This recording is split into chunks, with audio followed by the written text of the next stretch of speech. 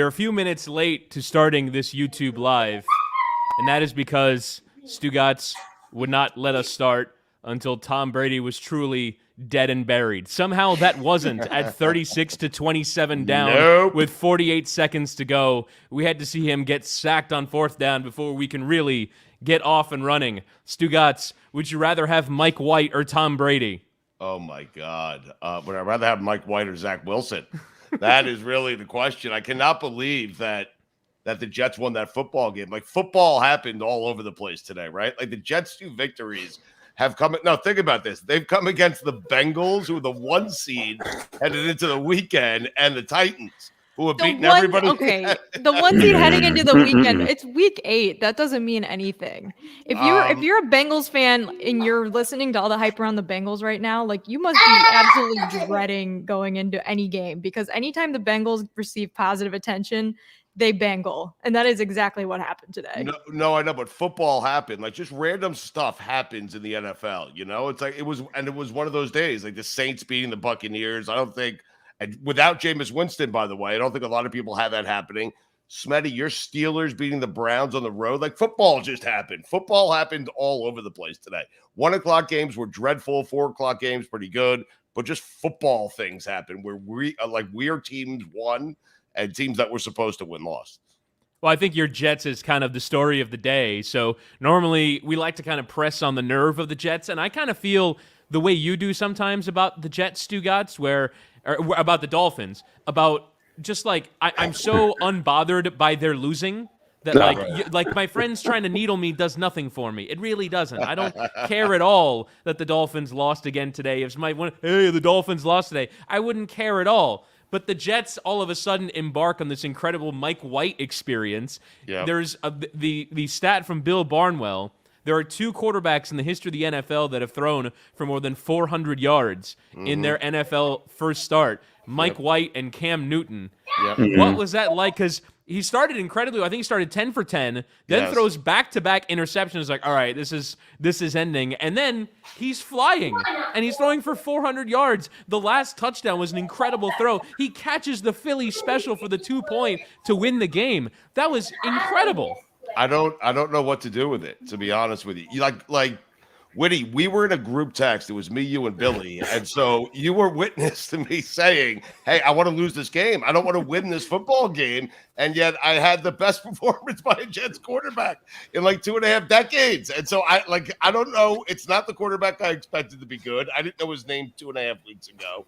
Like, this is insane. I didn't know how to process the fact that we beat the Bengals. Normally, I really wanted to lose that game, but you never know where you're going to find a quarterback. You know, you just never know where you're and when. Okay, hang on a second. Are you doing you found a quarterback, or did he just have a good day? I'm just saying you never know. Like, you didn't know that Tom Brady. You didn't know about Tom Brady until Bledsoe got hurt, and then all of a sudden, Tom Brady becomes the greatest quarterback ever. So I'm pretty excited about it, man. It's pretty cool. Someone tweeted at me, and they were absolutely right. Mike White was had some pretty great stats in college at Western Kentucky when Jeff Brom was the coach there. He had 2 4,000-yard seasons and threw for 37 touchdowns in one and 26 in the other, with like less than 10 interceptions in both seasons. Smitty, I'm already excited. So, don't do this to me. Okay, this is what happens. We get our hopes up. We're Jet fans. Okay, we're a tortured fan base.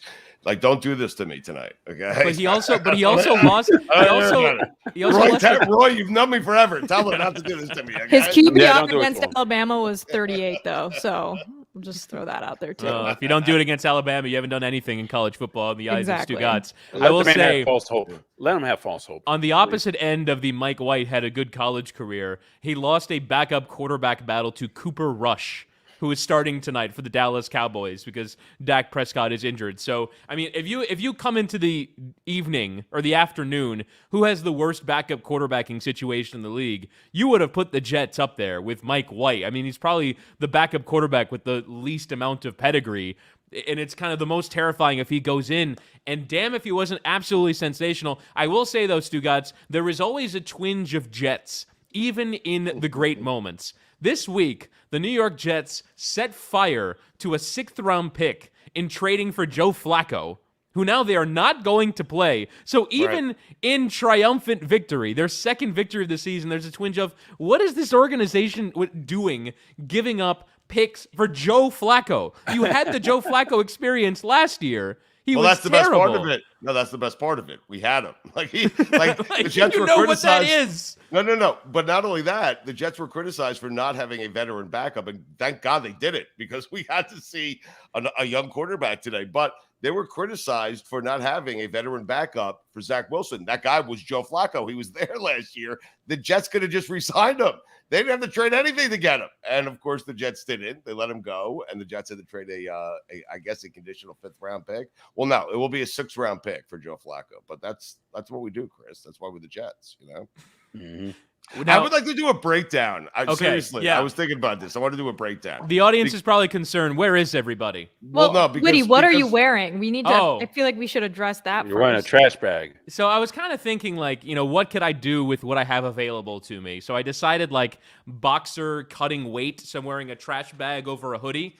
I kind of scouted the look on Google, and then you kind of made me realize, Jess, that it is kind of Bradley Cooper from Silver Linings Playbook. So I think that's what I'm going with. I'm going with Bradley Cooper from Silver Linings Playbook. Headband, hoodie over with trash bag. I'm cutting weight tonight. Go Birds. But I want to do a breakdown of the crew we have tonight. There's 4 of us. Tony's supposed to be here as well, okay? I'm actually going to let him into the room. He's been in and out because he's walking around trick-or-treating. All right, 10-day Tony's about to come into the room, because here's the breakdown I would like to do. I'm back. Tony's, you're back. You were never here. I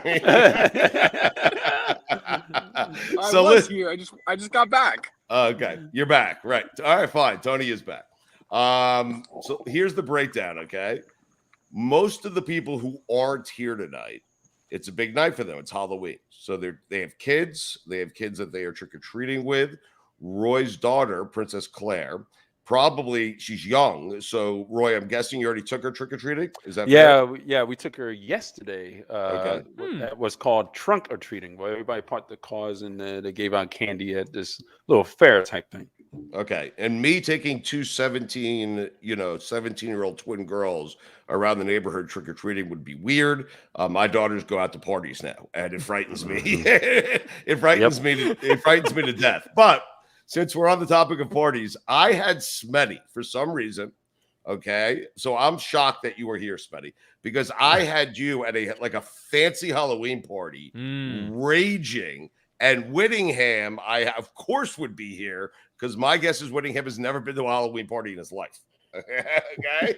So there's no way he's ever been to a Halloween party. Good. I'm glad you agree. Well, let's start. Whittingham, have you ever been to a Halloween party? when you brought this up, I was trying to rack my brain. I have a vague recollection of going to a Halloween themed party when I was in college. It was the first and only time that I ever went to a frat house. I went in there. It was dark. It was loud, and I left very soon thereafter. I think I went home at 11 p.m., which is about as lame as I could possibly be. That is my only recollection of going to an adult Halloween party. Halloween, not for me.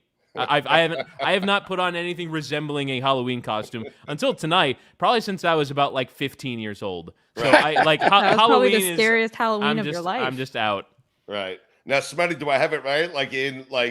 You seem like someone who would do it on Halloween. This Halloween is my favorite holiday, Stugotz. I love carving pumpkins. I love Halloween candy. I love all the basic girl stuff that people do around Halloween. Halloween for me starts around August 25th, and then it ends tomorrow. We get an extra day for me because tomorrow's when I eat all the candy. August. Yeah, really? when you get that first cool, crisp, Weird. 85-degree breeze in the East Coast, that's when Halloween starts for me. So the one that has not yet happened in South Florida. When the PSL, actually today I put on a short sleeve shirt this morning instead of sleeveless. It got a little chilly this morning. Wow. At I put a coat on over the weekend. I did for a minute. A coat? I did, a little jacket. Yeah, on the golf course. It was windy. A little windbreaker. Ooh, little quarter zip. Yeah, boy, a little windbreaker. Yeah. I could not get into the Halloween spirit this year because, like you said, it's still beach season. I want to go to the pool. I want to go lay at the pool. Right, Roy. Glorious beach day. Roy, There's no foliage. There's nothing like a little windbreaker. In fact, put that on the poll, please. Is there anything like a little windbreaker? Okay. Nothing better than a good windbreaker. And then what I have for Tony is Tony being the center of every Halloween party he's ever been to. Stu, you know me too well. I do. I know you better than anyone. Tony, do you have like one costume in particular that like was the biggest hit? I was one of those like inflatable people that you can like sit in and then it looks like something else. I was a unicorn once. That was a pretty big hit. Like what right now, what Khalil Herbert did today? Yeah, exactly. That was awesome. awesome. Like a unicorn, and I was a damsel in distress sitting on the unicorn. Well, I have a question for the room. Since Tony's out here trick-or-treating right now, what is the cutoff age for trick-or-treating? Because I feel like 30 is probably a little bit on the older side. I don't think he's trick-or-treating. I think he's chaperoning trick-or-treating. Yes. Which I'm chaperoning. And there's no cutoff for that. There's no cutoff for that. Wait, why are you questioning whether he's skeptical Jess? He's definitely getting candy. You have a candy bag. You're definitely collecting candy. Well, look, my hand right here. I've got. So if you can see me, what I am is Georgie from It. So I've got the balloon. I've got the raincoat going. A little muggy to wear a raincoat that's sticking to my skin at the moment. So that's not great. We've walked about a mile and a half, and I feel like Whitty does right now, where he's got the cutter, the boxer cutting weight. I'm actually doing it literally right now because everything's sticking to me. When are we going to talk about Mike White? Huh? Can anybody tell me? Well, we already did. We did like 10 minutes of Mike White before you. I mean, Tony, I'm confused. I don't know what to do about it. I mean, I really don't. So Stugotz, like, what happens if he No. puts together like 3 more good performances? Like Thursday, he's playing on Thursday Night Football this week. Like, what if he has another good game and all of a sudden he's got like 4 good games in a row? The trade deadline's this week. You try and cash in, get like a 5th-round pick for Mike White. I don't know what you do. Let me ask you, Smetty. Let me ask you a question. What do you do? Okay, if you're the Jets and Mike White puts together 2 or 3 more starts, right? I thought you were going to say what happens if the Jets call the Pittsburgh Steelers and say, No, do you no, want no, Mike White and could you I'll would take start him. him ahead of Ben Roethlisberger? No, We need a succession plan. Because I would. No, I would. A succession plan for next week. You're funny. All right, but seriously though, okay. Mike White has 3 more starts like this. Okay, the Jets win 3 consecutive. I don't even know who they play. They win 3 consecutive games, and then Zach Wilson comes back. What do you do if you're the New York Jets? What do you do? You gotta keep starting Mike White. You did. Oh my God, I can't. believe Zach this is Wilson's a happening. rookie. He'll All be right. around next year. You got to deal with this problem at the end of the season. You got to Right. go with the momentum. Next four, it's a favorable looking schedule for the Jets. Yeah. Away at the Colts on Thursday Night Football. Oh, God. Home with the Bills, not so favorable. They were awesome today. Yeah, but they beaten the Titans and the Yeah. Bengals. I mean, Yeah, home with the Dolphins, and then Yeah. away at the Texans. oh, So God. Zach Wilson better come Sounds like back a winning quickly. streak. I mean- Zach Wilson better come back quickly, or else Mike White might be in there to steal his job. We're approaching the easy part of their schedule. I mean, Now, Stugotz, there is the age-old cliche. Right. Nobody had any tape on Mike White, and the Cincinnati Bengals probably did not have any tape on Mike White. Does Yeah. the tape lie? And is there some weaknesses to be found in Mike White's game? I mean, I'm sure there is. He had those 2 interceptions after the 10 straight completions, but they had video, man. Like, they had a full week to prepare for that guy. That's the most impressive thing. Like, the Bengals defense has been good, and they had an entire week to prepare for that guy. So maybe it's a letdown because they played the Ravens last week, but they had a whole week to prepare for him, man. So that's encouraging. The fact that, he didn't come in 3 plays into a game and the team had 0 time to prepare. That was an entire week's preparation for Mike White, and he played really, really well. So, But Stugotz, the tarot card reader said that Zach Wilson wasn't gonna be the star. Like, he was gonna be okay. He had an okay career. Yeah. So I mean, you kind of have to think that maybe this has something to do with that. Yeah, the tarot card reader. I mean, the tarot card reader can tell you whatever she wants. Like, she'll tell you whatever she thinks you want to hear. Is that fair? He or she thinks you want to hear, right? Right. Yeah. That's the scam of the tarot card, right? Goes with all psychics. Yeah. Exactly. Well, yeah, exactly. I mean, I'll take the witch's word that I had on over the tarot card. What did the witch say about Zach Wilson? She said basically the same thing, to be honest with you. Now, Jess, Go ahead, Whitney. No, I was going to take it to the Steelers. Do you have anything else on Mike White, or are you good? I'm good. I'm confused. Okay, sometimes there are moments where I'm very encouraged and happy, and there are moments where I'm very upset because we probably won a meaningless game. First 400-yard quarterbacking performance from the Jets since Vinny Testaverde against the 2000 Ravens, which I was stunned by. The 2000 Ravens, probably the best defense in NFL history. Yep. And Vinny Testaverde threw for 400 yards against them, albeit it wasn't a Week 17 game before they won the Super Bowl. Are you saying that was the last 400-yard game? For the Jets, yes. Wait, so you were stunned that it was against that team? You weren't stunned that it was back in 2000? I honestly, yes. It was like, because I'm not surprised that, Chad Pennington or Mark Sanchez didn't put together a 400-yard game. I was stunned that Vinny Testaverde did it against Ray Lewis's Baltimore Ravens in the year 2000. No, but Woody, Mike White stumbled into one his first start. You would figure over 20 years, that's the Jets. Yeah. You would figure over 20 years they'd stumble into a game where a quarterback threw for 500 yards. I mean, let alone 400 yards. Right. And they haven't.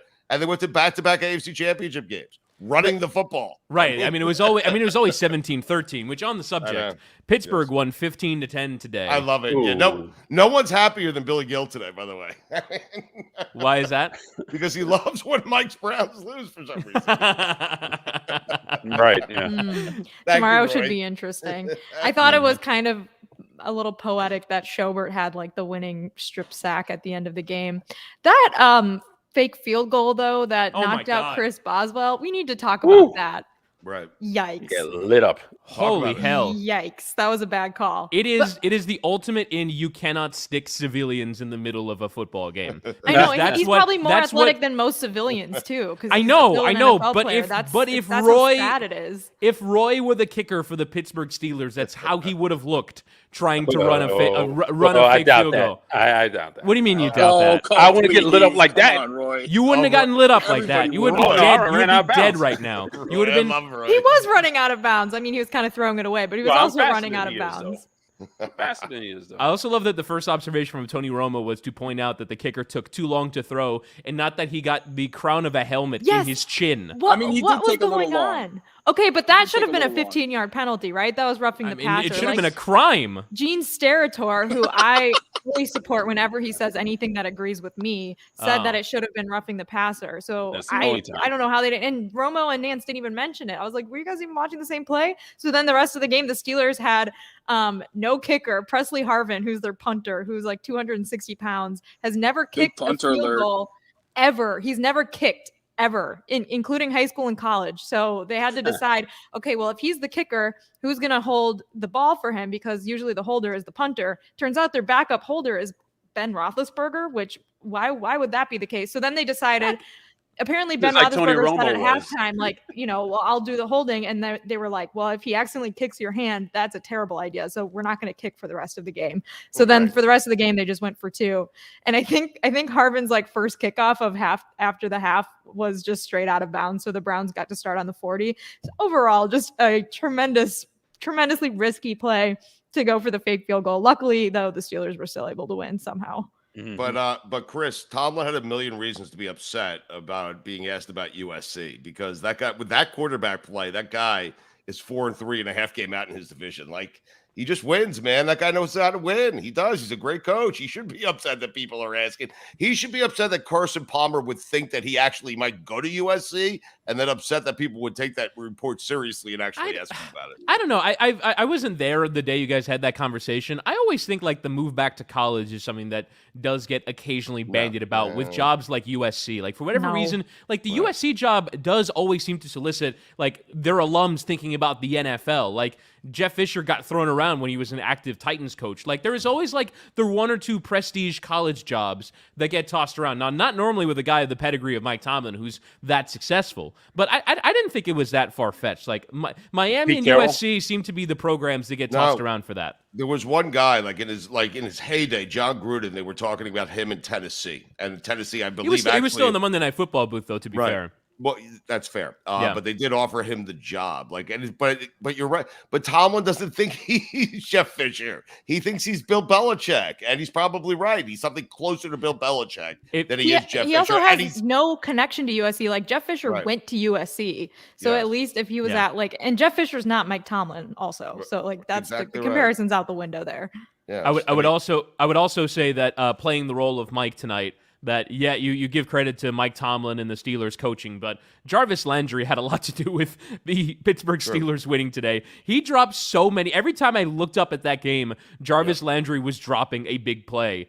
And, Baker Mayfield is trying to tough it out. I actually think, sometimes I find, his toughness a little... this is going to sound bad because he is actually tough, but, it's a little bit performative for me because he's like, I feel like I have to do this for the sake of my teammates, for the sake of morale, for the sake of spirit. But, he comes up after getting absolutely clobbered, landing on the torn labrum, and, comes up and does, the first down thing, and he's all excited. And Tony Romo's like, he's not sad, he's excited. And he's like, it's a whole pump-up thing, but... I don't know, man. He's playing with a torn labrum. That has to really hurt. As much as it's not on his throwing shoulder and he's got a harness on, I feel like it might be toughness for the sake of toughness at this point.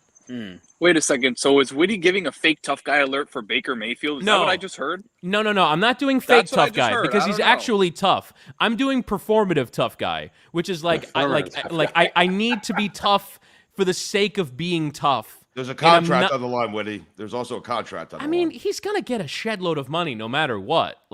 He's going to be just fine. Whether it's with a shed load? Yeah. Okay. Of course you would say it. Loading up a shed. Is that the first time you've heard him say that, Stugotz? Because, if so, where have you been? I mean, I'm certain he said it before, Jess, but as you know, I'm not listening most of the time, so... Right. That's fair. I mean, can you just say it the way that everyone else says it? I mean, what, a shed load? Do you know Chris Whittingham? I don't understand the problem with that. Loading up a shed full of... anyway, I interrupted your points. No, I mean, I think, I don't know how to say what I'm saying, which is, I think Baker kind of, does this thing where it's I need to do what the quarterback should be doing, what the tough leader of tough guys is doing, but I'm not sure it's always, because he wanted to play that Thursday night game, coming off of that injury with 4 days rest, and he had to get a second opinion, and two opinions sound no, Baker, it's probably not a great idea. So he keeps on trying to press forward with doing this when I'm not sure it's the wisest thing. What did Amin say? Look at me, Larry. What was his expression? Yes, Is that what you're saying? Baker Mayfield's a look at me, Larry. He is a bit. A little bit. Yes, When he lands on that shoulder and emerges from it and does the full first down, that thing when you scored 10 points. Again, Jarvis Landry, a lot to do with it, but still, I mean, it's slightly look at me, Larry. I also think if you're Myles Garrett and you're wearing that cape to the game that has the list of all the quarterbacks you've sacked, you have to win that game. You can't do that. And then you do the whole get 4 thing. sacks. Exactly. Or do the whole thing where, he had all the quarterbacks' names on the tombstones in his front yard. You can't do that and then lose 10 to 15. Put that on the poll. If your best defensive player wears that cape to the game, do you have to win that game? I totally with Jess on that. You have no option but to win that game. Yeah, you're right. To be fair to him, he did have a sack and a tackle for loss, so he did do his job on the day. Okay, but they lost. Anyway, Woody, I think people... They give up 15 points. It's not Myles Garrett's fault that Jarvis Landry can't catch. And they lost. Okay, so let's move on. Woody, I think people would be interested in, especially locally in South Florida, as the lone Dolphin... Well, Tony, Dolphin fan as well. Roy, you a Dolphin fan even? I am, unfortunately, yes. Yeah, but you're also a fan of 7 other teams, aren't you?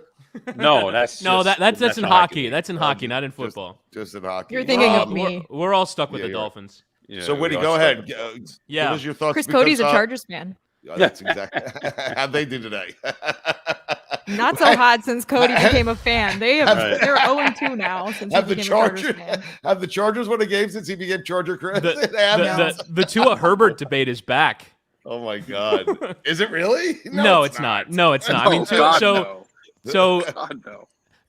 Dolphins. Yeah, the Dolphins today. I mean, I thought they did everything defensively you'd want to do against Buffalo. I mean, Buffalo normally absolutely destroys them on both sides of the ball, and today they reserve that for just the defensive side of the ball. They absolutely. I mean, you just see a speed advantage, and no Dolphins opponent has any respect for them throwing down the field. And that would be the biggest indictment of Tua and that entire offense. I think it's becoming increasingly clear that this coaching staff has no idea what it's doing. And I'm stunned that I'm saying that after Brian Flores, I thought, drastically overachieved in his first 2 seasons in Miami. He's put together a terrible offensive coaching staff. There are several times where Mike Gesicki is the one on the field who's yelling at teammates, hey, you need to be lined up there. No, this isn't working. I'm like flailing my arms as the ball is being snapped. He also had the ball snapped into him, which I think is not his fault. It's got to be the fault of somebody else. He seems to be the only one that knows what they're doing on this offense. And that is a scathing indictment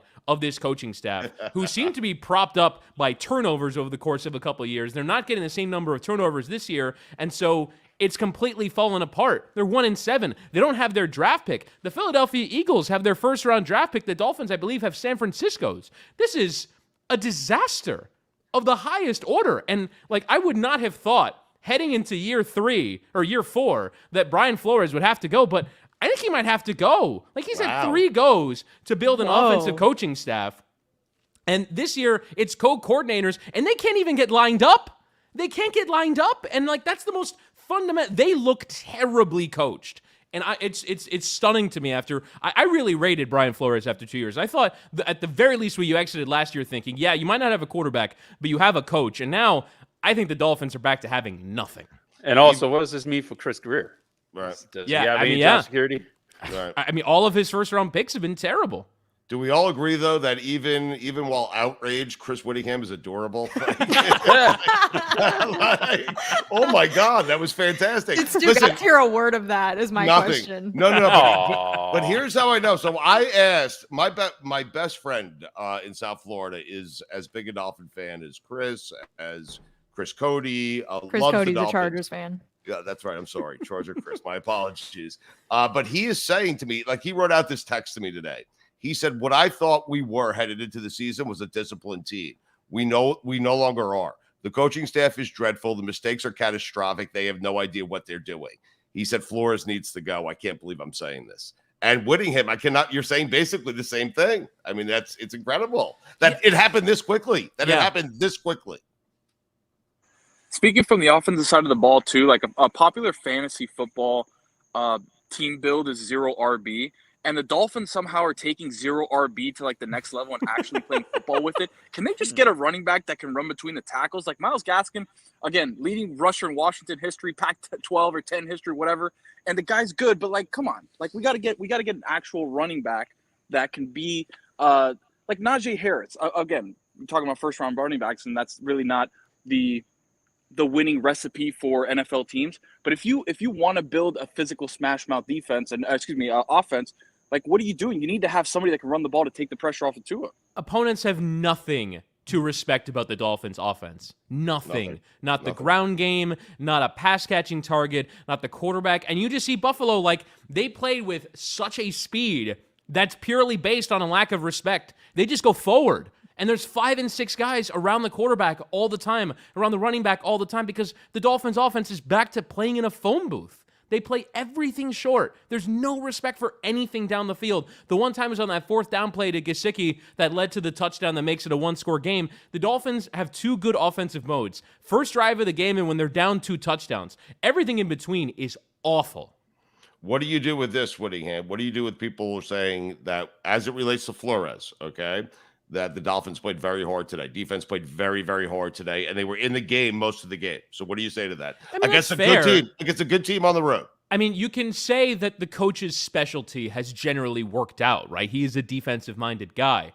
But his offensive staffs are terrible. Year 1, he brings in the New England Patriots receivers coach. I actually thought the offense worked reasonably well, and then gets rid of him. Year 2, brings Chan Gailey out of retirement. Chan Gailey gets rid of him after a year. This year has co-coordinators. We don't know who the coordinators are. And fair enough if it works, but they can't get lined up. The most fundamental thing is, can you run a simple motion to you bring your tight end to the left side of the formation, then bring him back to the right so you can run a play action to that side? They can't even do that. It goes off of his leg, and you're going in to maybe go into halftime with a lead, and they can't even do that by kicking a field goal. I mean, it was laughable how often the Dolphins could get lined up. They're running like a dump off play. On the last drive, they're down 2 scores. They're running a screen to the running back that loses 3 yards. Jason Taylor is on the team's radio broadcast saying, what is that play call? Like, there are several times you were watching them. Like, there were several times during the London game against Jacksonville where they run a pass play to this, like, where 2 receivers are at the same spot. That's like the cardinal rule of play calling is you can't do that. The number of things that this offense has done all this year where you go, what are they doing during the week? Do they practice? And it's stunning. Sorry, I'm ranting.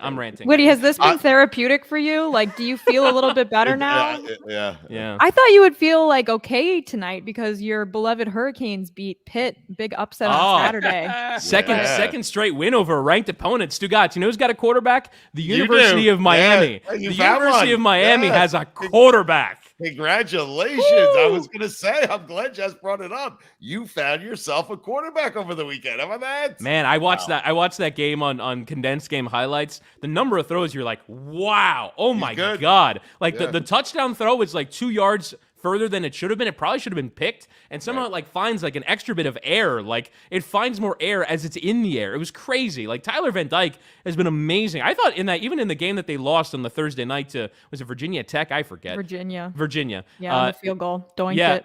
But, I mean, even in that game, he started poorly, but he bounced back. Like, he's been good. Listen to me. Take the opportunity before Golden Hurricane Mike Ryan does tomorrow, okay? Take the opportunity right now and say the Canes are back. Say it. Be the first one to say it. Come on. Say I can't do that. Manny Diaz is still the coach. I can't say the Canes are back. Why can't you say it? Because, like, we've had quarterbacks that have put up numbers recently. Like, Stephen Morris, threw for 566 yards in a game once. They scored 52 points. That doesn't mean the Canes are back. I mean, Kenny Pickett threw for more passing yards. He threw for, like, 550 yards on the Hurricanes defense. They're not back. They just have a quarterback, which is fun. I'm 2 Mike White starts away from benching Zach Wilson. I mean, say it. Come on. Just say it. Last weekend, I fired Matt Nagy, and you know what? He didn't call the plays to get today, and Justin Fields looked pretty good. And it's all shaping up between a matchup between my Steelers and my Bears next Monday night on Monday Night Football. I think Nagy should coach from home every week. I do. I think Nagy should put it on the poll. Why Matt Nagy coach from home every week? I think the point is that Matt Nagy shouldn't coach. Right. Which, I mean, Jessica, I think you were right about that take. You're saying, well, I said last week. No, you're right about that take. Spot on. Matt Nagy should get the hell away from that team because I saw that Justin Fields was finally allowed to boot today. He was allowed to run out of the pocket. That rushing touchdown was one of the coolest plays of the day. He should have been sacked like 6 times on that single play, but he got away from all of it. It was amazing. He's so fast. Unbelievable athlete, but like one of the best athletes in the sport. It's absolutely incredible to watch him. Stugotz, the coolest play of the day, though, happened to your Jets, and it didn't count. NFL Films montages for decades to come should include that Keelan Cole touchdown that didn't count. As Mike Ryan tweeted, coolest catch that's ever happened at that stadium, which is a callback to Odell Beckham's touchdown that happened for the Giants in that Sunday night game. Just because it's in the 1 o'clock window, just because it didn't count, does not mean over Odell. That's all that is. It's not. It was a ridiculous touchdown. No, that was awesome, and it won't be in highlights packages, and that's annoying. It was certainly the catch of the year. That's for sure. But what's ridiculous? The rule? No, because there are so many ridiculous rules. I meant to ask you guys this. What is the rule that like frustrates you the most? Like there were a couple today. Go ahead. Well, go ahead, because there are so many rules right now. There's too much. It's too much. Listen, I'm all for getting it right, getting it as right as you can, but it's too much, man. It's like just too many things there to think about, you know? What are you talking about? Okay, so here are the two. What do you mean? Number one. Actually, I've got 3. I don't want to check every single inch on the field. Like, I'm not interested in that. No, okay. There's 3 things. Number 1, you should not be allowed to kill kickers. I think that should be a rule that should be added. Okay. Number 2, touchdowns should count if they're awesome. That's my feeling. That Keelan Cole touchdown should count on principle. That's a great rule. Because no one on the Bengals is going, that shouldn't count. The ball hit the ground. It was squeezing out. It's only when they go to Gene Steratore. It's only when they go to video replay. That touchdown should have counted. This last one is an actual rule, though. It is horse hockey, to quote Stugotz. Horse hockey. That the Buffalo Bills muffed a punt Isaiah McKenzie muffed a punt. It's bouncing towards the end zone. The Buffalo Bills recovered in the end zone, and that counts as a touchback. That is a load of nonsense. It should be a safety or a touchdown to the Dolphins or something that isn't rewarding you, because Isaiah McKenzie muffed the punt on the 11-yard line and was allowed to progress the ball 9 yards by muffing it. That is horse hockey. Well, they say that is the extension of the punt. That's why it's a touchback. BS. There BS. it is. There it is. There's another Fired rule up that may not way. be that may not be happy. Stugotz may not be happy with this one, but the play call where they threw it out, I think it was to Michael Carter in the flat, and Hilton Oh my God. from the Bengals went to tackle him and literally just tackled his legs, and they threw an unsportsmanlike conduct, helmet. That's Oh, what I'm saying. yeah, yeah, yeah. It's the That was the taunting. worst It's play the I've ever unsportsmanlike. seen. It's taunting, unsportsmanlike conduct. There was a roughing. No, no. There was a roughing on Mac Jones today, where the the defender worst. literally It was just the like tumbled. worst. He like tumbled over him, like didn't even Yeah. hit him, Yeah. and then That's too they much. hit him for 15 yards. And the the Michael target- Carter one was appalling. And the It targeting cost the penalty, Bengals the game. and the targeting penalties, I understand, but I'm Sure sorry. did. There are times where things are moving too quickly for a guy to get his head out of the way, and for there not to be like it looks like targeting. But I mean, you go ahead, you try playing in the NFL and playing at that speed. It's ridiculous. Not only that, Michael Carter is short. How is he supposed to tackle him in the legs if he's short? He's supposed to go down and grab him. Short and lowering his head. Although I will say, Stugotz, though, Michael Carter, I think on the play before, was it on the second down play where he's running, he can get a first down to ice the game, was and he brutal. just randomly falls a yard short of the first down. I saw That's it. one of the dumbest things that I've ever seen. And on the subject of dumb, Colts Titans today was dumb. Very silly. Carson Wentz threw a interception earlier this season on a shovel pass, and that's not his worst interception of the season. It's the Didn't worst that count as a fumble though? So It was a fumble, yeah. technically, Yeah, it but wasn't his worst. today's interceptions may be the worst interception I've ever seen. Like, Yeah. it might seriously to throw it lefty out of your own end Lefty! zone in Being that spot while being tackled. He followed up and got him into overtime. You know- But it's you know what- the you know worst what? That's- interception I've ever seen. To that point, someone galaxy brained that interception and basically decided that that was the smartest thing to do. Because if he takes a sack in that spot, it's a safety, 2 points in the ball, so the Titans would get the Wow. ball. So if you instead Wow. take the touchdown, Ah, you then get the ball back. there's no way. And- Wentz and did you're that, down Chris. 7. But there's no Let way him Wentz score. did There's that. no Wentz is There's just. no way. There's no way Wentz It did would have that. been grounding in the Wait, end zone if wait, I he did that well. I want you to think about this. A guy who is being draped by 300-pound men in the end zone, game of the line, is processing, hey, I should take a safety here, or I shouldn't. There's no way. He tried to throw it lefty. He tried to throw it lefty. Like Mahomes does that. You're going, wow, look at Mahomes. Right. But it's Carson Wentz. Who Do you guys think that Vrabel was rooting against his own team because he loves overtime so much? he does love overtime. Every week they're there. I mean, Also, there is no bigger BS streak in the NFL than Carson Wentz's consecutive passes without an interception. That dude throws an interceptable pass every 8 passes. I know, but Please. here's the thing with Wentz. He'll do the lefty thing out of the end zone, and then when given the time and like to set his feet, like it looks beautiful when he throws the ball. It really does. When he underthrows Michael Pittman so they can get a pass interference down the field. The all PI offense, the Indianapolis Colts. That's the other rule. I mean, Jess, you don't think there's just too much happening with the referees and I thought you were talking about Carson Wentz. I was gonna say he's too No, chaotic for me. But No. with the referees, I mean, I honestly don't know what you're talking about. what you I don't mean, the like, taunting thing is stupid. I agree. Sometimes Baker Mayfield did something on the sideline today that I'm like, how is that not taunting? He's doing his little high step thingy. I'm just confused. Can you only taunt after a touchdown? It's just it's very confusing, Stugotz. But it doesn't bother you that they're treating the quarterbacks the way they treat the quarterbacks, where if you touch them, there's a flag. It doesn't bother you that every wide receiver is looking for pass interference on every play, and oftentimes gets it when it's not pass interference. And the stoppage of play, none of that stuff bothers you. It only bothers me when it's inconsistent. You Right. have to, if you call it consistently, then I think the rules are probably in place for a reason. The safety reasons obviously are important, but Chris Boswell getting blown up as a passer makes me pissed off because I'm that's the most inconsistent calling of roughing the passer. If you're not going to call it there after he gets hit in the helmet while he's trying to throw a questionable fake field goal pass for a touchdown. You can't mind the roughing the passer penalties or quarterbacks being protected when tonight we have Sunday Night Football on and it's Cooper Rush against Kirk Cousins. No, Chris. Like, but that's like, a Dallas. I want No. Dak Prescott in that game. No, but Dak Prescott can play in tonight's game. That's a Dallas decision. That's not because he could play in tonight's game.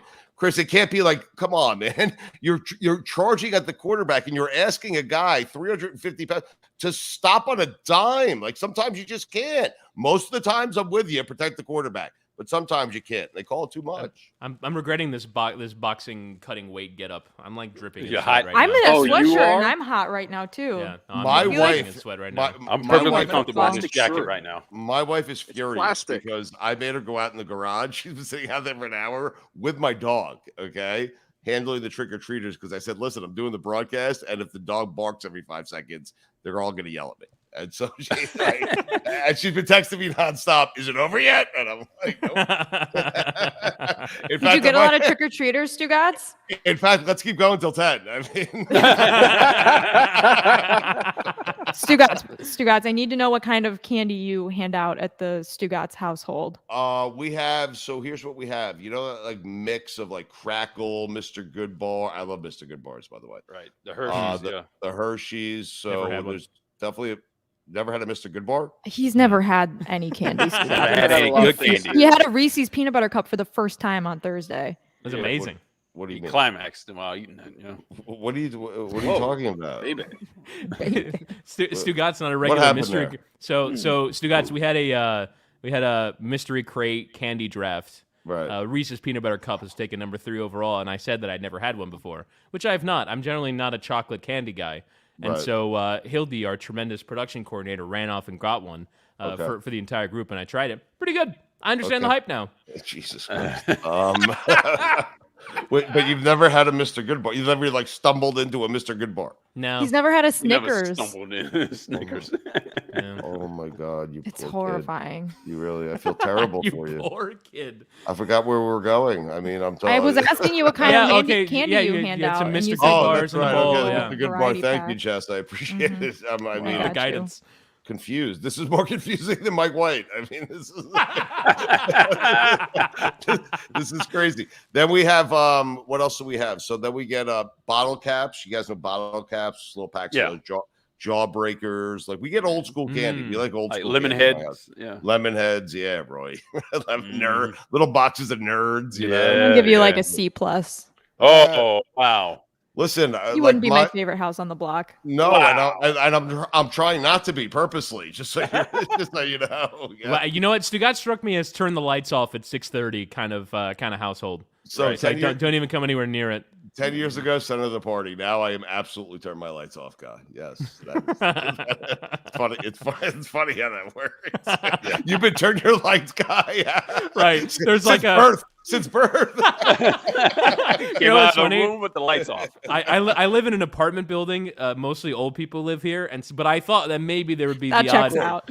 the odd, You're the oldest. I mean, probably. I thought there would be the odd straggler that would ring the doorbell. So I bought a bag of Hershey's cookies and cream little mini bars, best. which, by the way, was my biggest regret of the candy draft. I should have taken that with my second overall pick. Right. However, So good. I bought them and then nobody came, and so I, over the course of 2 months, ate an entire bag of Hershey's cookies and cream mini bars by myself. So Just wait a second. like- Hold up. like- Hold up. like Hold up. one a day. Well, you should be glad Hold that on. you're cutting weight then. Today is Halloween. You ate them for the last 2 months.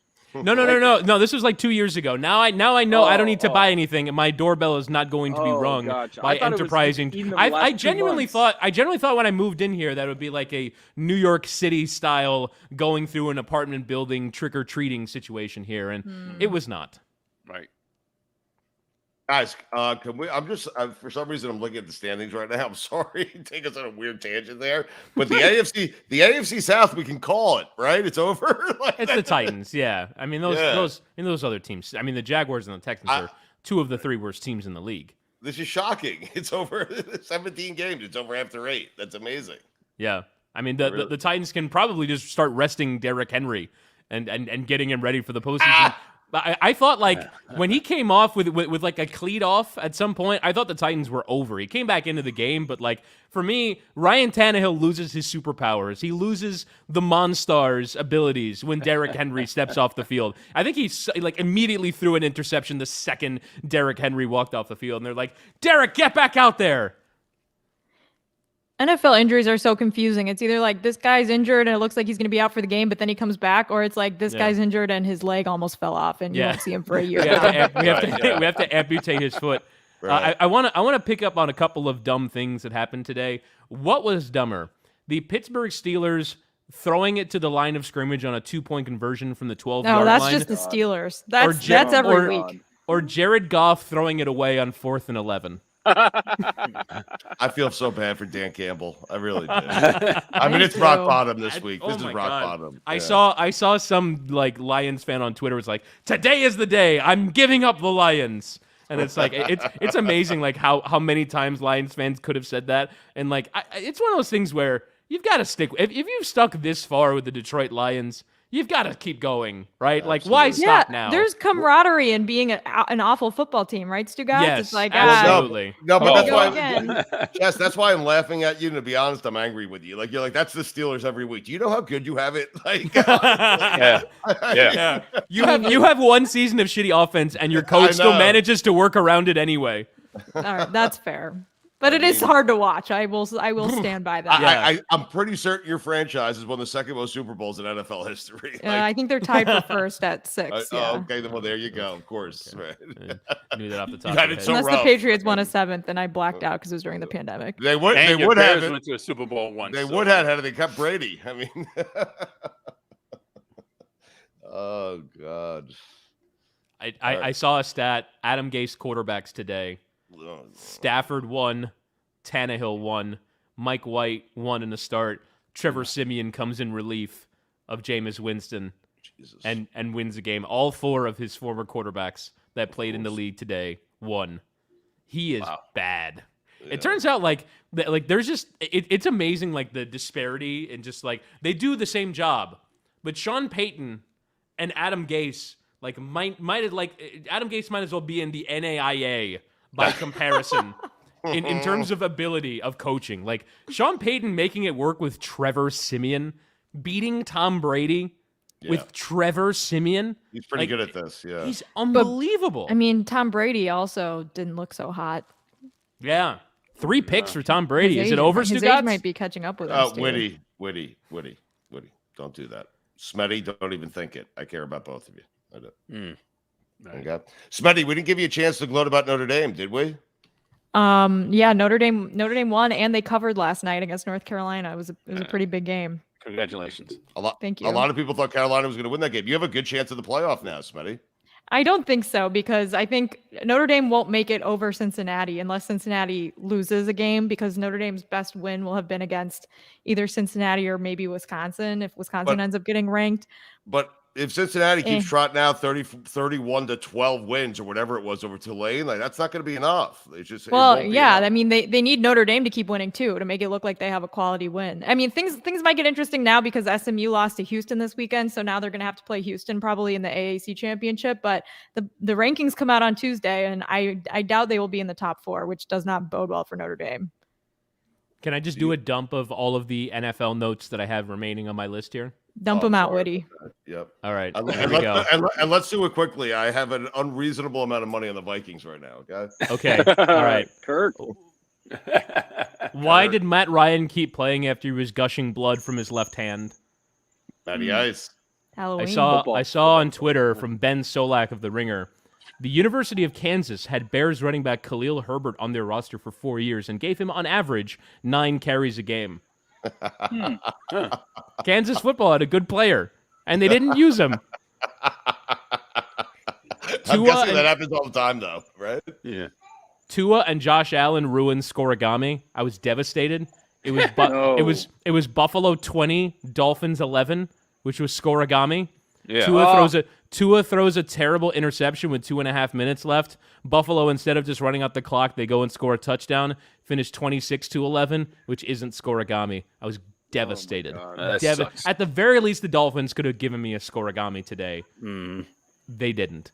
Rams minus 16.5, the worst bad beat of the week. I will say, if you had FSU plus 9.5, similarly bad beat, but you have Rams minus 16.5. You're up 38-0 in the fourth quarter against the Texans, and that doesn't come in. That is infuriating. Stugotz is raising a fist. What happened? Why is it always bad beat, not wonderful win? I had Clemson. How about that? I mean, we should. You know how SVP has bad beats. We should do wonderful wins. That should be our show's thing. That's a great shout. I said that last week. I would like to start that if possible. Let's do it. Okay. All right. We'll have to do right now. Done. Now. Stugotz, tell us about Clemson. I have no idea what happened. You tell us about it. I just know I covered. You saw some green in your account. The first I heard of it, that it was an unbelievable. Since it's a bad beat, it has to be a fantastic, a wonderful win. So why don't you tell me about it?